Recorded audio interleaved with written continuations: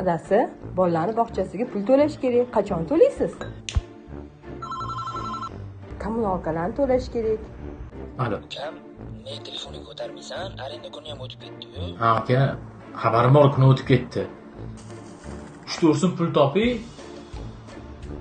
Masalan, o'rtoq $100 qarz berib tura olasanmi? Choyxonaga borishga pulim ham yo'q, to'g'risi hozir o'rtoq. Qachongacha yurmoqchisiz shunaqa? Qarz olib, qarzga yashab.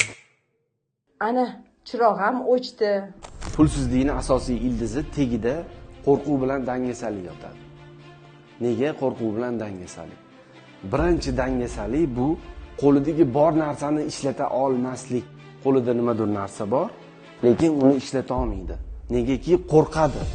Nimadan qo'rqadi? Ya'ni yo'q narsadan qo'rqadi. Nega inson dangasa bo'lib qoladi?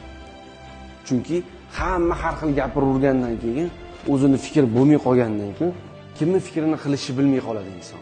Pul barobar energiya, so'z barobar energiya. Hayotda hamma narsa energiyadan iborat. Inson qanchalik katta bo'lgani sari, shunchalik ham qo'rquvlarni yengishi qiyinroq bo'ladi.